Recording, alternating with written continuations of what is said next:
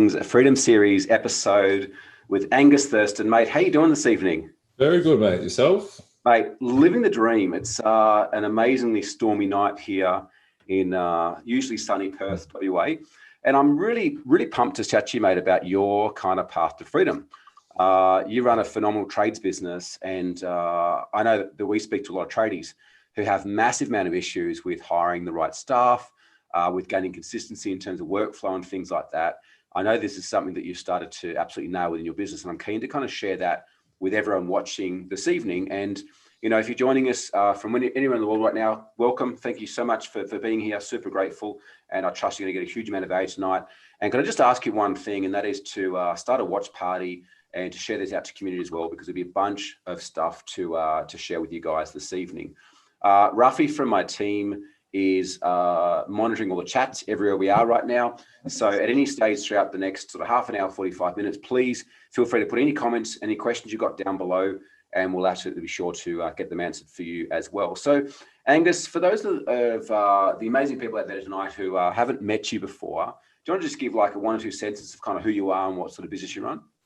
Yeah, so we're based in Sydney. We're a small like resi building company. We focus. Obviously, lately we've really started to niche down on who we're focusing on, but it's really aimed at new custom homes, luxury sort of renovations and new builds. Yeah. Okay. So where did things start for you? Because like where you are now and how your business operates now is very different to how it was a couple of years ago. So could you maybe just kind of take us through where you're at a couple of years ago? I guess the importance is that there's a lot of business owners out there that are struggling right now. And to be fair, we're probably struggling before COVID-19 and a lot of the shit we've had to go through this year, but nonetheless are struggling. And, you know, I know that it doesn't have to be that way. And you know that now as well. And I guess, you know, our hope through running this Freedom Series in the lead up to the launch of my new book, The Path to Freedom, is to kind of provide as much free information and insights into business owners to, I guess, inspire them, give them hope that things can be different to how they've currently been. So take us back a couple of years ago, mate. How are things for you?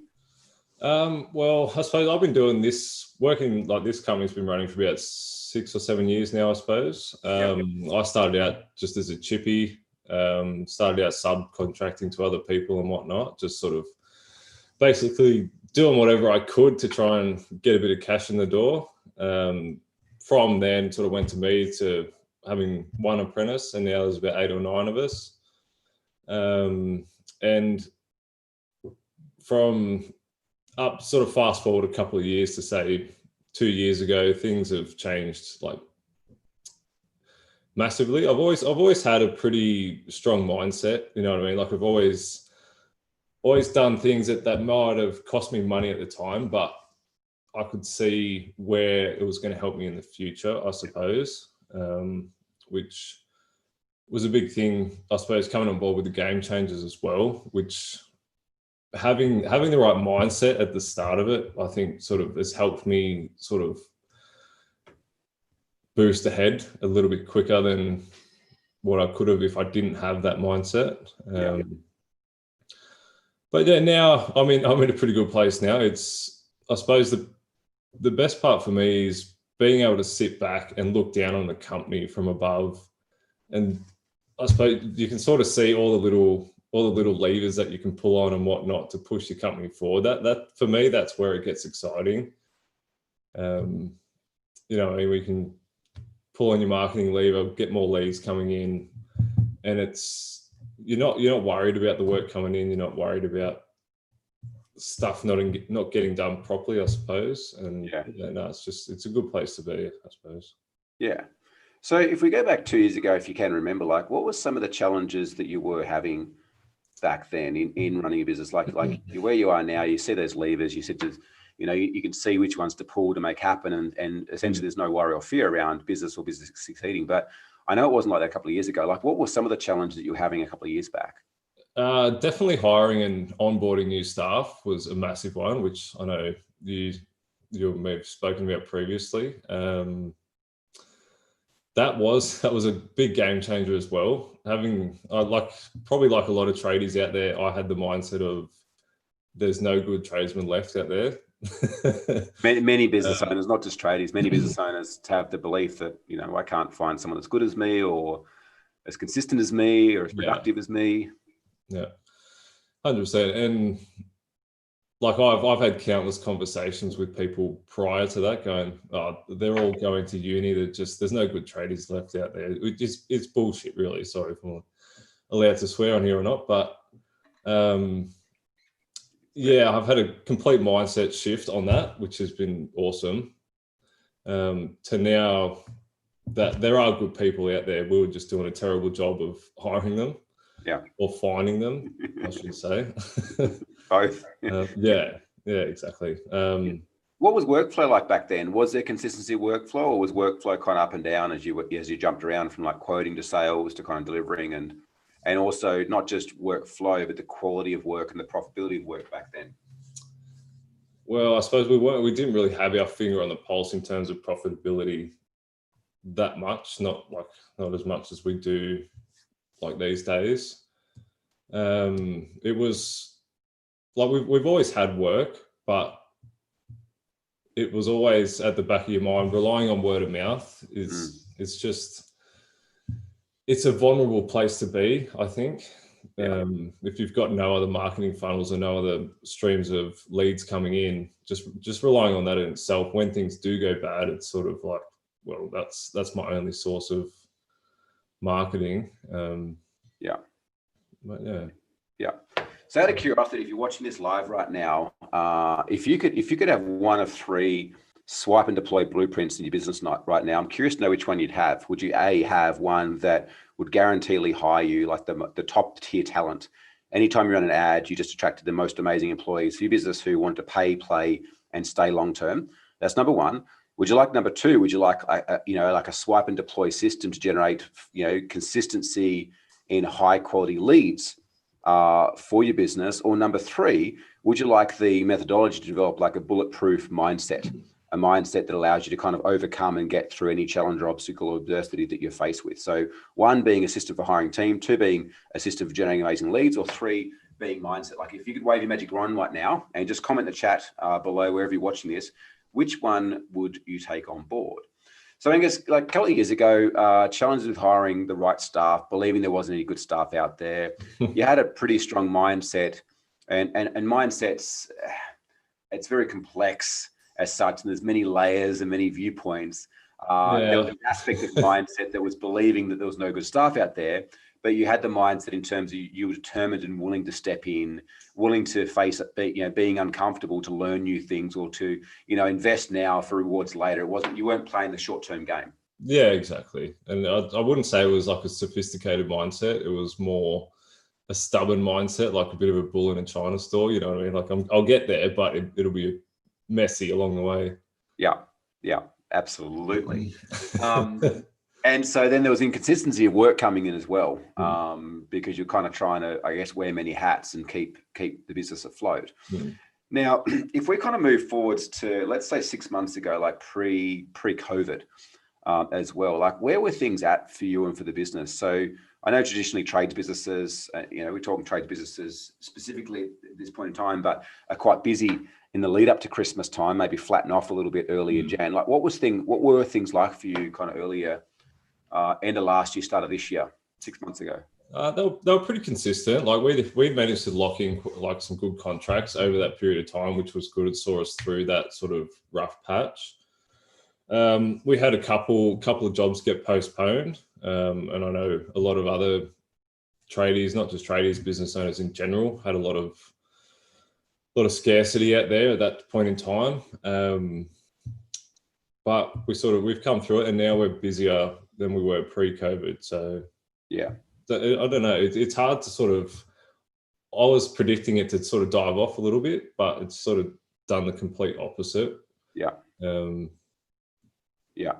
How was your mindset? There's a couple of questions I've got here, and then we'll move into a different direction. But like, how was your mindset coming into that? Like, I know that there was typically a lot of fear in the marketplace and a lot of uncertainty during that time. Like, how was your mindset? Having had in place all the things that you've done and kind of been through some considerate work with upgrading your inner game as well. Yeah. What was your mindset like during those times? Yeah, it was pretty strong. Like I was quite confident that everything would be fine. Obviously, we had plans in place. Should obviously everything get shut down, we couldn't work. We were set up, ready to go. But 4 different sort of contingency plans that we were ready to put in place, which also gave me a bit of peace of mind. You know what I mean? To sit back and go, look, if this does happen, then we know what we got to do. It might not be comfortable, but we know what we got to do beforehand, which is just, it's a better place to be than to be scrambling to try and make something happen last minute. Yeah. And I feel, unfortunately, that's where, like, I see a lot of business owners are at, is because of the sheer amount that they feel they have to do day to day, and not being clear on what those levers are. It's like they're managing a million different things, that when something happens, like let's just say COVID, or tax time comes around, something happens, they're faced with a situation that they're not prepared for. And so therefore it creates even more stress in the organization. Whereas when there is things set up the right way, obviously things like COVID happens, and as you said, like, you're prepared, you had 4 different contingency plans in place. They wouldn't have been comfortable or easy, but you're aware of what had to happen, which then allows you to just focus on taking one step in front of the other every day, and focus on the work at hand, which ended up getting you in a position where you've come out the other side even stronger for it. Yeah, exactly. And I think in that position, when you are wearing so many hats in a small business, it's very hard to step back and see the bigger picture. When you're running around estimating, quoting, doing all the little bits and pieces that you may not need to do, it's very hard to sit back and put your creative hat on for a minute and come up with new ventures for the company, new ideas for the company. Well, it's so hard, because the part of your brain is almost moved into a space of like fight or flight and scarcity. Yeah. And that part of the brain that creates all those chemicals to keep us safe when those things happen are very different chemicals than ones that create innovation and growth and abundance in that regard as well. We got a bunch of questions coming in, which I'm going to get to in a second. Before we do though, like, I'm curious to know, no doubt there's people watching this right now, either live or on the replay. If you are, please hit the like or the love button. Let us know that you're there. Say good day. Let us know where you're calling in from. That may be where you were a couple of years ago, right? What were some of the steps that you took to get from there to now? If you look back, like, what were some of the big aha moments, or the steps, or the defining moments that allowed you to start to transition from, because I get it, like, business owners are like, oh, hey, like, I'm overwhelmed, I've already got a million things to do, how can I now go and do more stuff to move forwards? But yet that's almost what gets us stuck as well. Like, what were some of the things that you did to transition from there to now? I probably started doing less, to be honest. I started trusting my team more, and doing less of what I didn't want to be doing and more of what I wanted to be doing.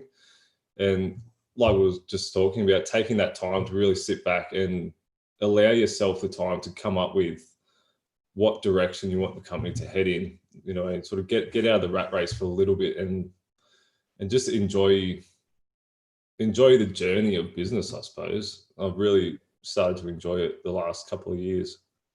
It's so counterintuitive though, because it's like, oh, I've got bills to pay, I've got tax to sort out, I've got to get all this work done. Like, how can I do less? But I remember distinctly that moment for me, 11 years ago, 12 years ago, when I was stuck in my office. It was 2 a.m. in the morning. I was still programming jobs for my CNC machine, kitchens to cut out. And there was this, almost like this voice from God or something. It's like, it'll be there tomorrow. Like, the work will still be there tomorrow. Yeah. And me staying around for another hour, another 5 hours wasn't going to change the fact of where things were at. Yeah. And it was the battle that I had to face and overcome in myself that started to see things shift significantly. And equally too, it's like, we teach a process, as you know, the task order, which is just that. It's one of the first things we teach our clients, and it's something we give away in the book as well, because it allows you to start to take that disassociated viewpoint of looking into your business, looking into your tasks, your roles, your responsibilities, and start to question them in a way that's like, do I actually need to be doing this stuff? Yeah. Or can my team be doing it? Or should we not be doing it at all because it's not moving us forwards? And it really starts to create the separation from being like busy to being productive. Like, you can be busy or you can be productive, but often you can't be busy and productive, right? There's to be more purpose in the projects and the tasks that we're doing. Yeah, 100%. Like, the task order is, I've done it myself, and it's it's a massive help. It's like just doing a brain dump of everything getting out of your head and putting on paper or a spreadsheet, whatever. It always helps to sort of push you forward and clear some of that stuff out of your mind so you can get a bit more creative and can think what's going to push your company forward more, I suppose. Absolutely. Absolutely. If you just joined us live, welcome. Thanks for coming.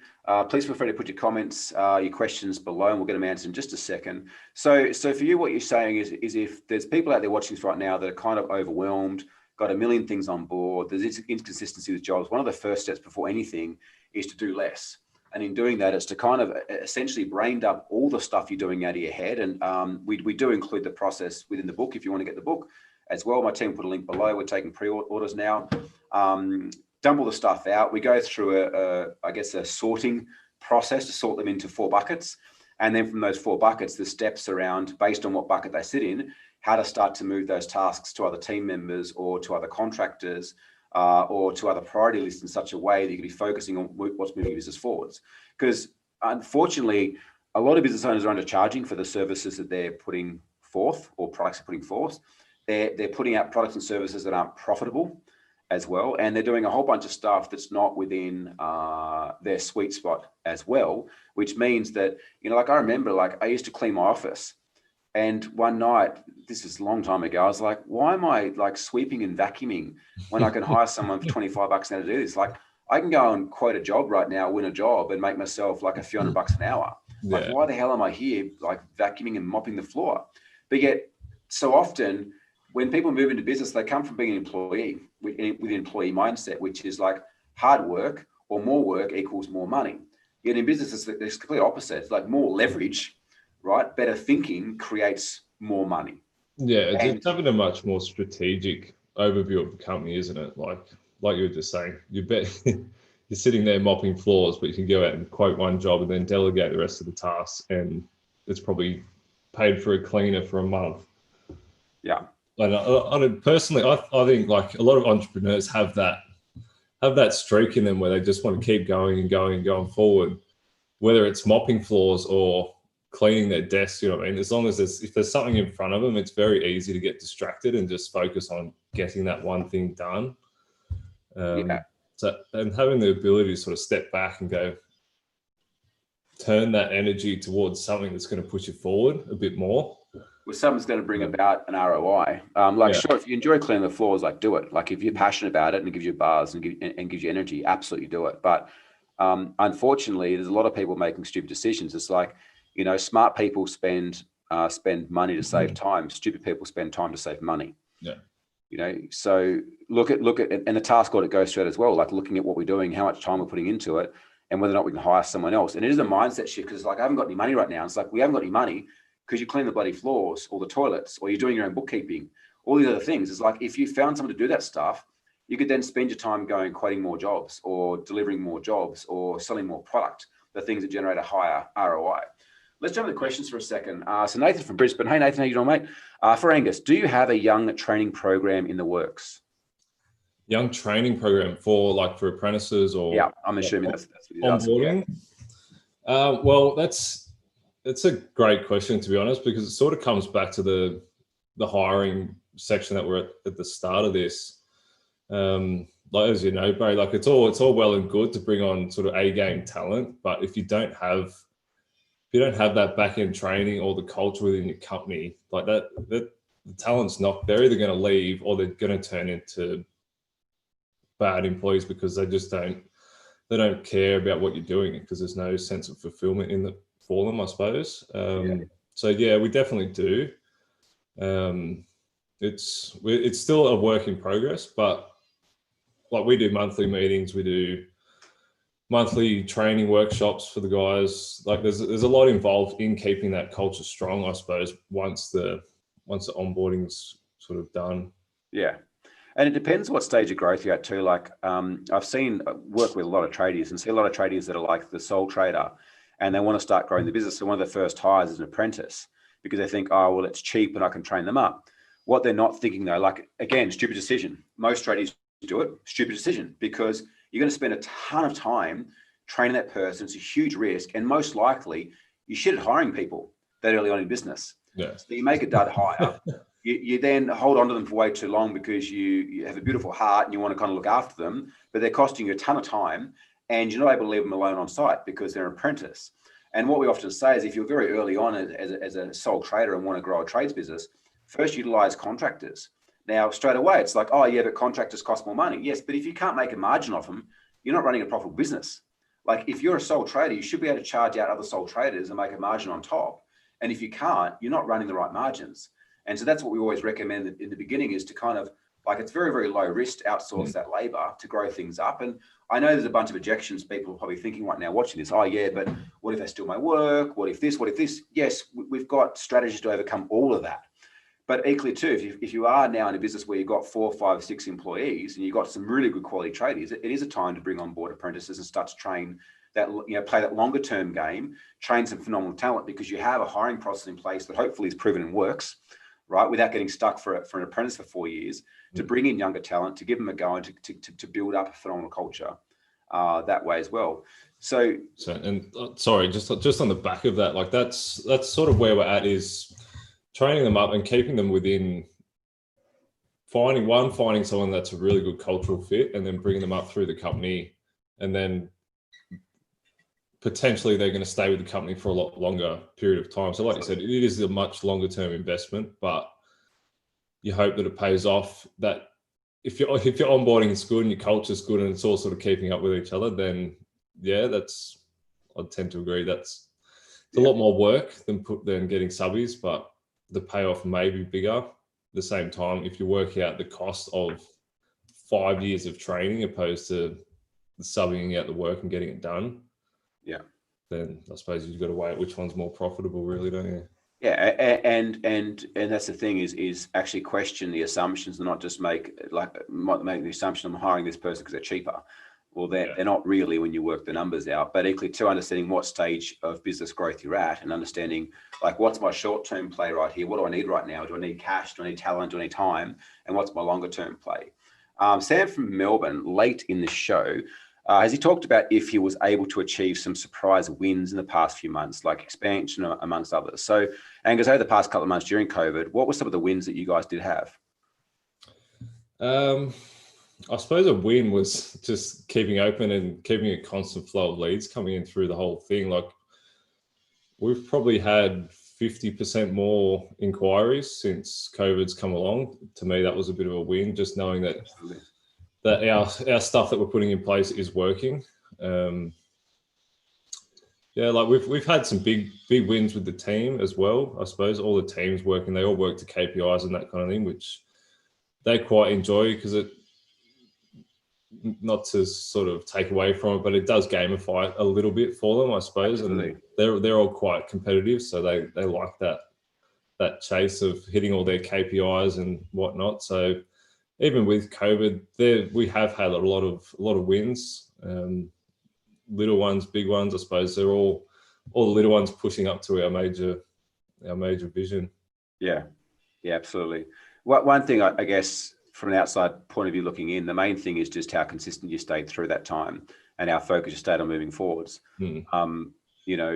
Which was, regardless of what happened, it was out of your control. What was in your control of how you chose to show up, how you chose to lead your team, the fact that you kept running your marketing, you kept on doing your quotes and that sort of thing. You kept showing up and didn't get distracted by all the uncertainty that was being plastered across social media. Like, I don't know, like it wasn't that long ago. Do you remember your newsfeed was just like everything COVID, negative, like bullshit related. I just turned it off, to be honest. yeah, which was I think the right thing to do, to stay focused on at hand. At the end of the day, if you got shut down, you got shut down, but you made hay while the sun shined as well and managed to ride through. Vanessa commented too, the task order is a game changer. Absolutely is. So let's talk about hiring, Angus, because you're someone who has taken our hiring process and just nailed it. You took on board what we said, you've nailed it. You've done an incredible job. And I know that it's one of the biggest problems that many business owners face is hiring, not firing, they do plenty of that, is hiring top tier talent. Can you kind of talk us through, I guess, without going through the whole strategy per se? We do teach it in the book. We do give the flow charts, we give the interview questions, like we give the how-tos, everything's in the book or a free downloadable resource off the back of the book as well. But can you kind of talk us through, I guess, what some of the changes have been from how you used to hire staff to maybe how you hire them now? I think a massive part of it was really, like, I spent probably 8 hours like creating an avatar for my ideal employee. So the same as you would with your marketing, really defining who you're targeting, who you want to come into the company and fit within like the core values you've set for the company, which is something I've never done before. I used to, if someone gave me someone's number, I'd give them a call. Yeah, you want to start Monday? Cool. Let's do it for a week and see how it goes. And then it would generally drag out for a month and I go, yeah, it's not working. And cost you a shitload of money and time in the process. Exactly. Not to mention, it's not a great look for to your clients either, having a big turnover of staff. And also too, like it's a shit thing for culture. Yeah, massively. So yeah, I think really defining, like, because it's kind of different to sit back and go, I want this exact person down to a T. You get a lot more out of it by doing that. And it takes a bit more time up front, but once you've got it now, we push a button, the ad goes out, it's done. You know what I mean? It's very easy to implement now that we've set it all up. And the predictability too now is ridiculous in terms of, like, there's absolute certainty that you literally push the button, which is all it is, to post an ad. And you know with absolute certainty that within a period of time, you're going to bring on board another incredible team member, as you have done in the past, because it's a proven process. But, you know, as you said, you've put the work up front when many wouldn't. It's like, oh, I'm just busy, I just need someone, like, start on Monday. But then the opportunity cost of that is huge. Yeah, and don't get me wrong, it was hard not to go back to my old ways and start smashing China again, because I wanted to just put it out there and just grab someone because I needed them. But I resisted and stayed true to that path, and yeah, it was a good decision. Yeah, outstanding. If you guys have got any questions watching it today live, please, if you've got any questions around the hiring process, anything for Angus or myself, jump in the comments and let us know, and we'll get them answered for you shortly. So Angus, what have been some of the other defining moments for you that have really turned business around? Like, a lot of people dream of being in a position where their business is kind of operating consistently. They've got an amazing team that's kind of delivering the work. You don't necessarily have to show up to do anything, and your team does their things. The stuff you do now, like you said before we jumped on, you've been spending a lot of time training more in marketing and stuff. That's a passion of yours now. But the business itself is running very well to where it was a couple of years ago. And I know there's a lot of people that just dream of being there. What have been some of the other things, like you mentioned before, and obviously the task audit and organizing, you know, what you're doing, but what have been some of the other ones for you? What else we had in there? Yeah, the task audit was massive. Like we said, even just going through that process, which I know you put in your book, just going through that process and getting it all out of your head, and it's kind of like you finish it and you just feel like this wave of relief come over. You're like, all right, I can relax now and pick out what I actually want to do. That's been cool. The marketing side of stuff it's a whole new world to me. Obviously, there's not many tradies out there that are good marketers or copywriters or anything like that. That's probably, marketing's been a massive defining thing for me, I'd say.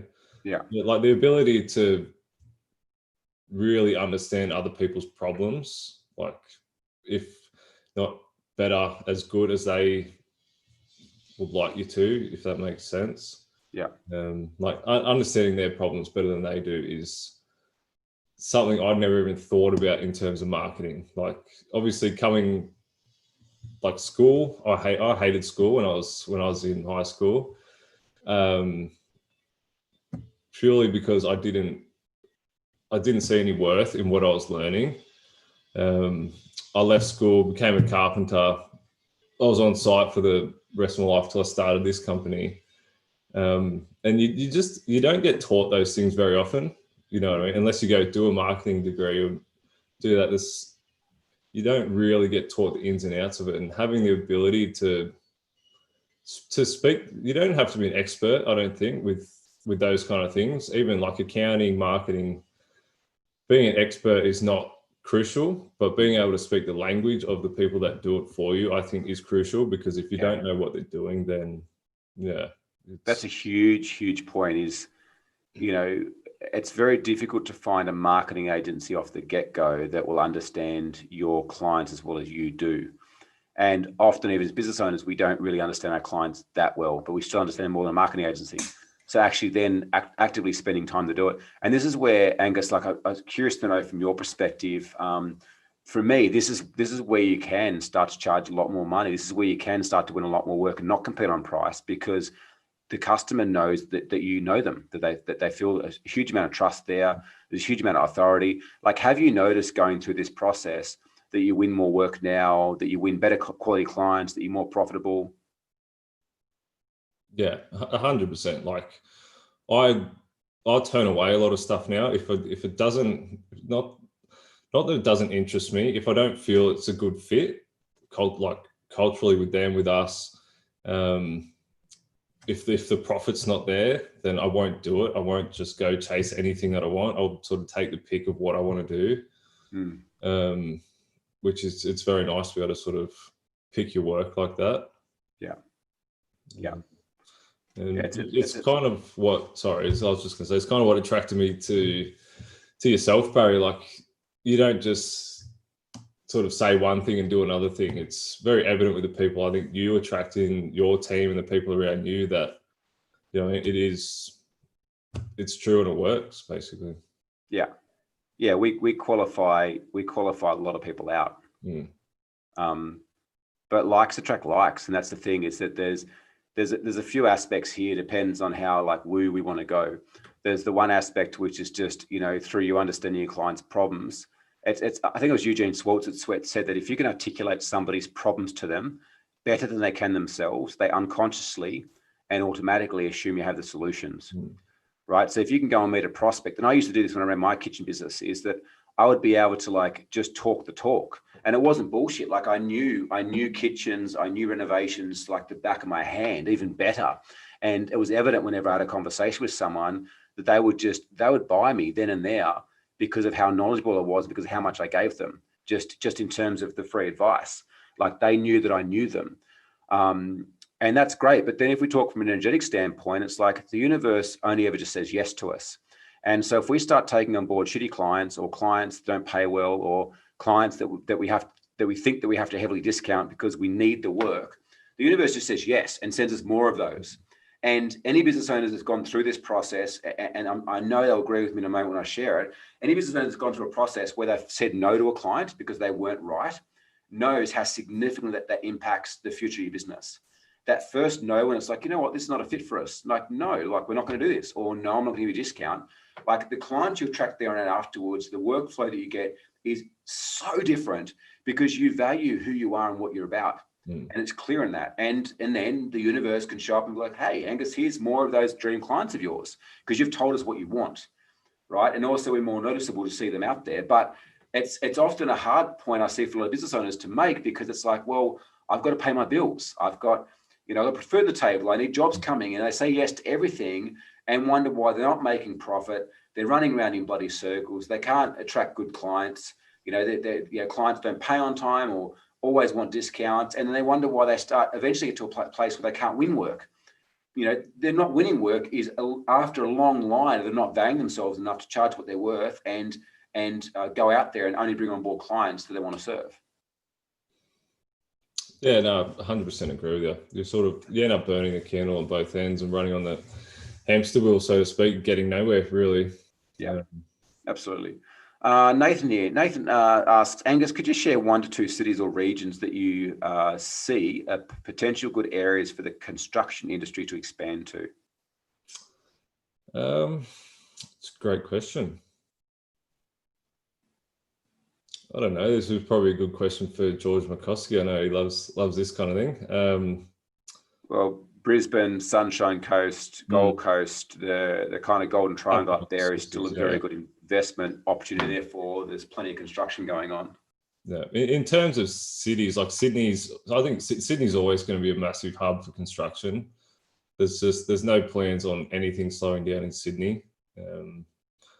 Like if you come, I'm out from like Kellyville kind of way. If you come out here, if you were out here a year ago and come out here now, you wouldn't recognize the place. And it's not slowing down. Like you look at the population increase and all that kind of stuff, overseas migration, like it's massive still. Like everyone says it's slowing down, but at the end of the day, people need somewhere to live, don't they? So yeah, absolutely, with a growing population.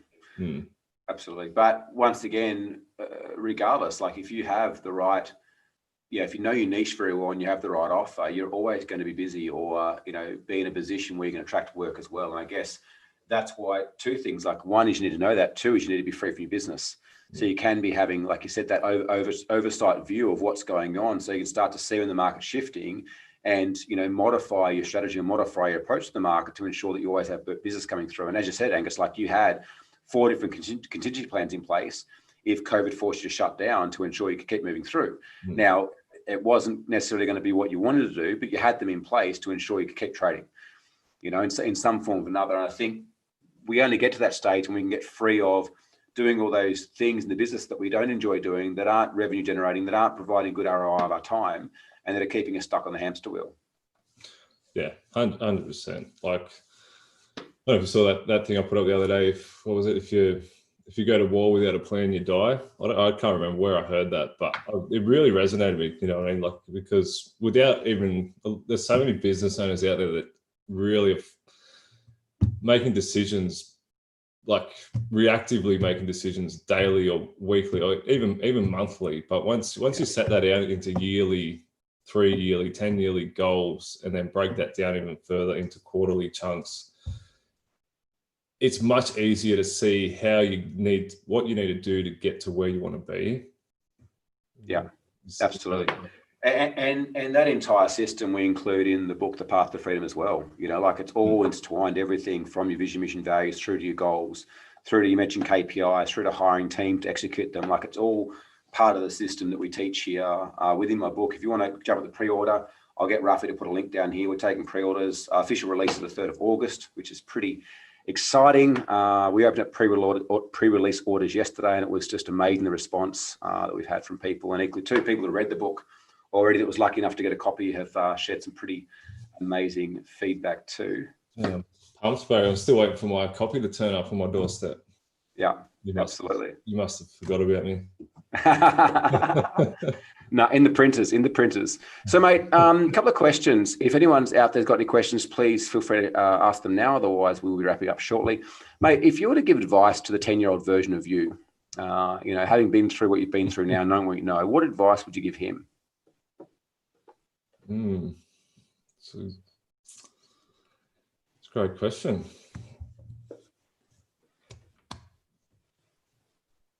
You stumped me there a bit. I wasn't expecting that. The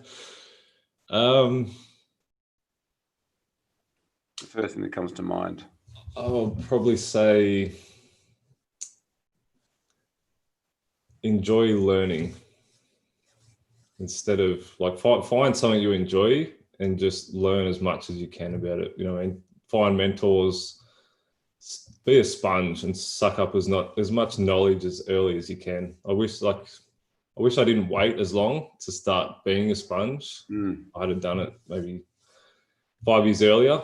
In saying I'm not running short of time, hopefully, but if I could have said anything, it would be that. Just find something that you enjoy and learn from mentors. And yeah. I noticed there's kind of a common theme amongst a few things that you've shared, and really I can see 2 attributes to the success that you're getting, and that is that you're very prepared to and willing to play a longer term game than most.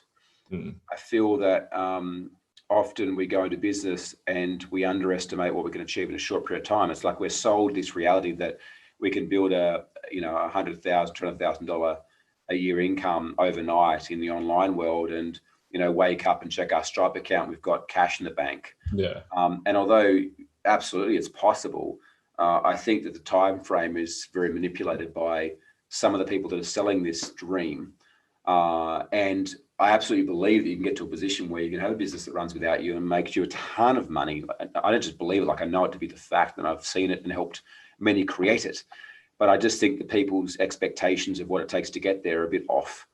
And I guess that's what I'd say too, is that, you know, be prepared to do the work and be careful not to kind of compare your first chapter to someone else's fifth chapter.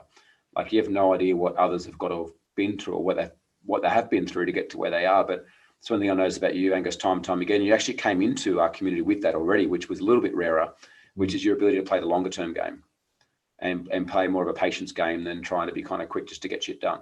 Yeah. Yeah, absolutely. So, mate, if there's anyone out there right now who is watching this, maybe they're a chippy, or they know a chippy who's looking for a job within New South Wales, or maybe it's someone who's looking for a new renovation, like, what's the easiest way they can get in contact with you? Easiest way is probably just hit us up via email, just at info@Timberworx. So it's timberworx.com.au, and we'll definitely get back to them. Yeah, fantastic. Just a couple of last comments here. Angela Nicholas said the government's also investing heavily in infrastructure. Yeah, the government, I know for a fact that during COVID, the construction was the last thing they wanted to shut down, because they knew that if they were going into like countrywide lockdown, construction is something that generates a lot of income within the country, and something they wanted to keep open as long as humanly possible. And they managed to do that in most areas. Yeah, well, I think it's like something like 10-15% is of Australia's population is directly employed by construction services. Then you've got all the indirect labours, carpet installers, blind installers, all that sort of stuff. So it's such a big industry for them to think about shutting down that I can't see it really happening, to be honest. But yeah, absolutely. Angus, thank you so much for your time this evening. Thank you to everyone who's joined in live, wherever you are, and also to those who've watched the replay. If you'd like to get access to my book, The Path to Freedom, please click on the link below. I'll be more than happy to send you a copy out once it gets printed, and the official release date on the 3rd of August. Really, I guess the premise is we just want to help more people to build successful businesses and, you know, to create profitable businesses that can work without them. Because I think that entrepreneurs have the ability to change the country more so than the politicians and the leaders of the country and the world. And I think that, you know, we have the power to do that, not just for us, for our family, but obviously for our greater community as well. So appreciate all the support within getting our vision out there. Angus, again, thank you so much, mate, for all that you do, for who you are in our community, and for jumping on live tonight with me. thank you, Barry. It's been great. No worries. Thanks, everyone.